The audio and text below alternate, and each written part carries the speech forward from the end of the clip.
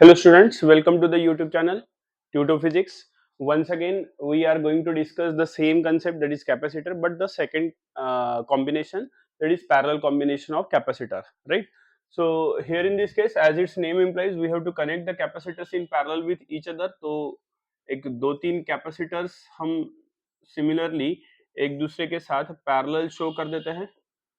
तो as in series combination current was constant, इसका उल्टा हो जाएगा. यहाँ पे इन पैरेलल कॉम्बिनेशन में voltage remains constant but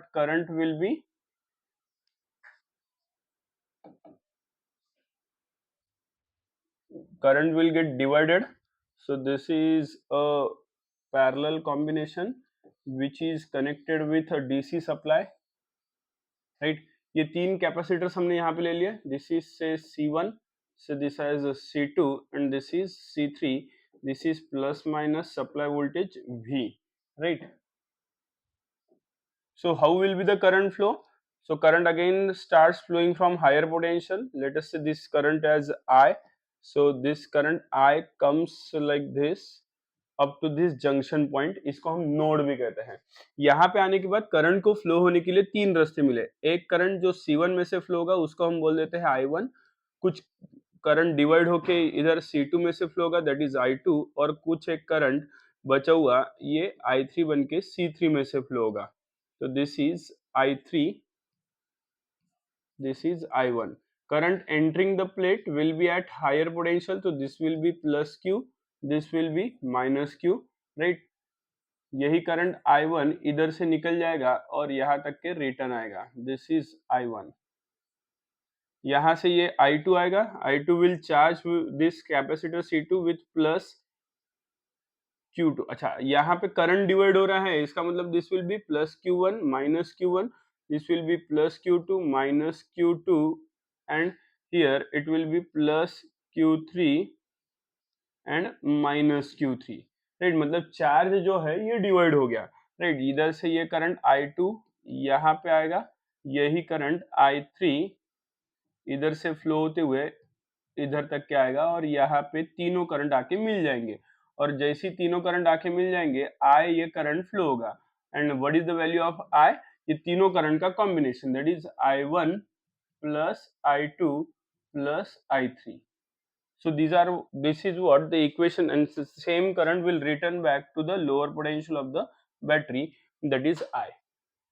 So this is how the circuit will behave, right? तो करंट यहाँ पे कैपेसिटर को अलग अलग पोटेंशियल से, सॉरी, अलग अलग चार्ज से चार्ज कर रहा है, राइट? जिसके वजह से यहाँ पे जो करंट है वो डिवाइड हो रहा है. करंट के वजह से वोल्टेज जो है ये पैरेलल कॉम्बिनेशन में इट विल रिमेन सेम, है ना? क्यों? क्योंकि ये higher potential of the battery ये यहाँ पे कनेक्टेड है, लोअर पोटेंशियल ऑफ बैटरी यहाँ पे कनेक्टेड है. यहाँ से ये लोअर कैपेसिटर के राइट प्लेट में ये लोअर पोटेंशियल इधर, ये लोअर पोटेंशियल इधर, ये हायर पोटेंशियल सेम इन तीनों कैपेसिटर में कैसे आ रहा है? सेम तरीके से. मतलब तीनों के तीनों प्लेट्स लेफ्ट हैंड साइड ये हायर पोटेंशियल पे रहेंगे, तीनों के तीनों राइट हैंड साइड के प्लेट जो है वो लोअर पोटेंशियल ऑफ बैटरी पे है. इसलिए voltage across this C1 is V, voltage across C2 is V, and voltage across C3 is also V. तो what is getting divided is nothing but current. Current के divide होने की वजह से यहाँ पे हमारा इक्वेशन जो हम यूज करते हैं वो जो पैरामीटर डिवाइड हो रहा है उसके लिए यूज करते हैं. So what we are getting, so therefore from the diagram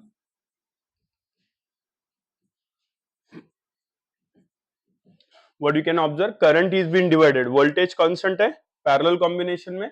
तो current I is equal to, it becomes I1 plus I2 plus I3 it is, right?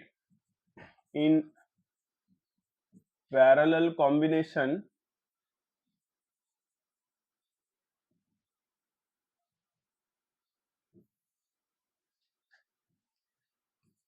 current is divided, whereas voltage remains constant. Voltage जो है ये constant रहता है। अब current divide हो रहा है, इसका मतलब चार्ज डिवाइड हो रहा है अल्टीमेटली। तो ये तीनों कैपेसिटर्स के अक्रॉस में चार्ज कैसा है, इधर प्लस, इधर Q1 है, इधर Q2 है, इधर Q3 है। मतलब I के जगह पे हमने ये Q is equal to Q1 plus Q2 plus Q3 ये लिख सकते हैं, है ना। और Q इज इक्वल टू क्या होता है, since Q is equal to CV, तो यहाँ पे Q के जगह पे हम सब्स्टिट्यूशन करेंगे, that is CV will be equal to Q1 किसके अक्रॉस में है, C1 के अक्रॉस में, और C1 के अक्रॉस का वोल्टेज ड्रॉप क्या है, V है, तो it is C1V plus Q2 कहाँ पे है, C2 के अक्रॉस में, तो it become C2 into V, तो C2V प्लस Q3 के अक्रॉस में C3, मतलब C3 के अक्रॉस में Q3 ये चार्ज है और इसका पोटेंशियल है V, तो Q3 is equal to C3 into V हो जाएगा, तो it is C3 into V, right. तीनों जगह पे I mean right hand side as well as left hand side, इन सभी में V कांस्टेंट है, V कॉमन है, ये राइट हैंड साइड में V कॉमन निकल जाएगा, तो ये V के साथ कैंसिल हो जाएगा, तो चारों टर्म में V कॉमन है, तो वहीं पे कैंसिल कर दिया, बचा क्या, C is equal to C1 plus C2 plus C3, so this is parallel equivalent combination of capacitors. मतलब क्या करेंगे, अगर तीन चार कैपेसिटर्स एक दूसरे के साथ पैरेलल में अगर कनेक्टेड है, तो उस केस में तीनों सारे के सारे कैपेसिटर्स का कैपेसिटेंस लेने का, उनका उनकी एडिशन कर देने की, तो parallel combination of CP capacitance मिल जाएगा। Let me call this as equation number 1। अगर यहाँ पे n नंबर ऑफ कैपेसिटर्स एक दूसरे के साथ सीरीज में कनेक्ट कर देंगे, तो so for n number of capacitors in series, sorry, in parallel,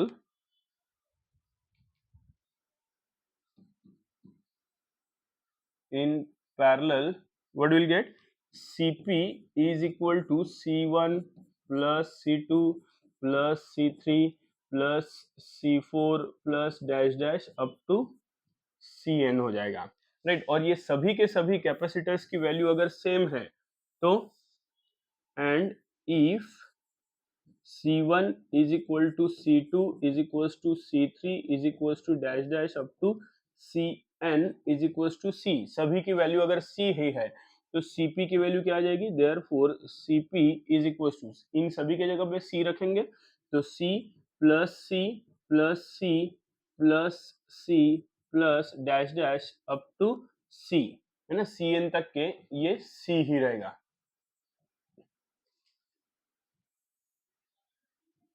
This is from equation 2, right. तो देयरफॉर Cp की वैल्यू क्या हो जाएगी, C प्लस C, ये n नंबर ऑफ टाइम्स है यहाँ पे, तो it is n times C, so this is a parallel combination of the capacitors, that is n number of capacitors connected with each other parallelly with same value, that is C, that is Cp is equals to n times C, right, very simple it is, right। It will ask you for 2 marks, right, series combination may ask you for 3 marks, but parallel combination max to max it will ask for 2 marks, right। Thank you.